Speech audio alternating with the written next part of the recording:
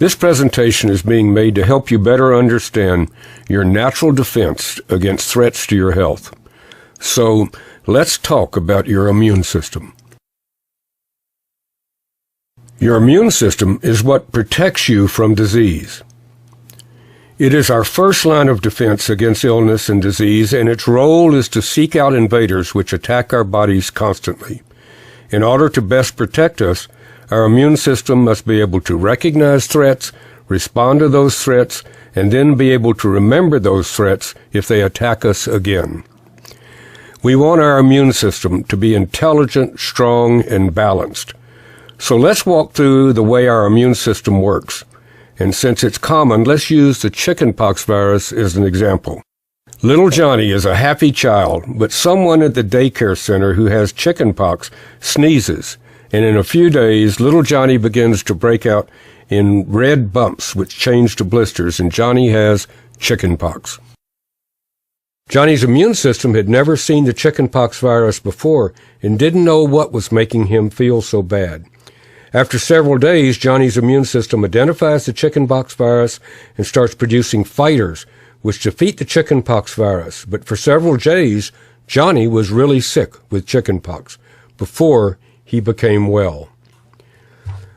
Once the immune system has recognized and defeated an invader, it has the ability to store the identity of the invader by creating something called a memory cell. That's the reason people who had chickenpox only had it once. A memory cell is like a wanted poster. The memory cell forever carries the identity of the chickenpox virus around your body, and if the chickenpox virus ever appears again, the memory cell immediately sounds the alarm, and an immediate, overwhelming production of immune system fighters is produced, and you don't become ill. You don't even know you've been exposed because now you have immunity. Isn't that a wonderful word, immunity? Immunity, it means you have protection. But the problem with developing immunity this way is that first you had to become ill, like little Johnny, before you became well. The second way that you develop immunity is through a vaccination. Here's the way a vaccine works, again using the chickenpox virus as an example. The chickenpox virus is weakened, so it can't reproduce and cause harm. It still has the same appearance, but it can't cause disease. A person is vaccinated with a harmless chickenpox virus. Your immune system thinks you have been attacked by the real harmful virus, and it develops fighters to defeat the supposed threat. It thinks you really had chickenpox. Your immune system develops memory cells so that later, if a harmful chickenpox virus enters your body, you have instant recognition and an overwhelming immune response, and you don't become ill, and you have developed again that wonderful word, immunity. That's the way a vaccine works. The problem is, however, that there are so many germs, viruses, bacteria, parasites, and fungal organisms, and there are so few vaccines. So let's review a moment how we have developed immunity. We can develop immunity and thus protection by actually having a disease, like chickenpox, where we finally figure out the identity of the invader and store a memory cell which protects us against exposure in the future. We can also receive a vaccination, which basically tricks our immune system into responding and therefore producing those memory cells which recognize a particular threat and give us protection or immunity. And until recently, these were the only two ways that could assure you of being protected against disease from invaders. Now there's a third way, and you need to know about something that has been discovered. Wouldn't it be wonderful if we had a factory where we could produce memory cells, the same type of memory cells that our immune system produces after we had an illness like chickenpox or after we receive a vaccination? Wouldn't it be wonderful if we could have machines in that factory which made memory cells which we could consume in order to educate and strengthen our immune systems? Well, we do have such a factory, multiple factories, and they are farms, and the machines in those factories are Bessie the cow and Henrietta the hen. and you need to know how we can utilize them to help protect us.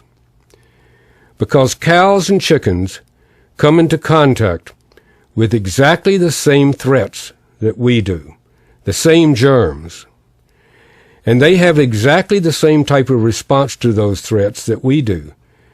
They are exposed and figure out how to fight the threat, and they produce an immune response just like we do. And again, just like us, they store the memory of those threats in specific memory cells just as we do. Cows transfer their memory cells to their newborn when it nurses through a special first milk called colostrum, just as humans do. Chickens do the same thing. They pack their memory cells in the yolk of the egg so that the newborn chick will have the immune system, education, and strength that the mother hen has when it hatches. Those memory cells that cows and chickens produce have the same function as the memory cells that we humans produce. They allow instant recognition of threats and immediate response to those threats. And those memory cells are called transfer factors. Memory cells are called transfer factors. Those wanted posters, those memory cells are called transfer factors.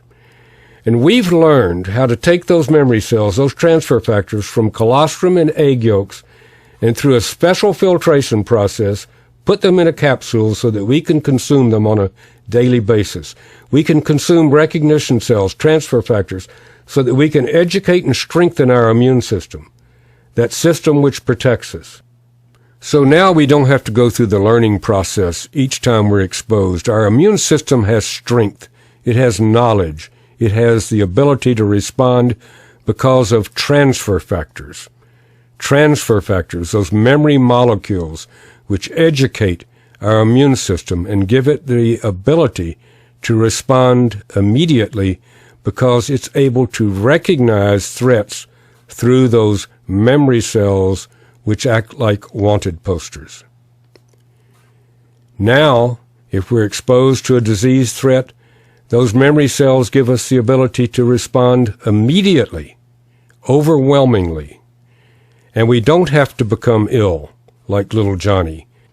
And we can receive the same protection as if though we'd received a vaccination by producing transfer factors. Transfer factors, those memory cells that give us the ability to respond immediately to disease threats and to have a healthy and long life.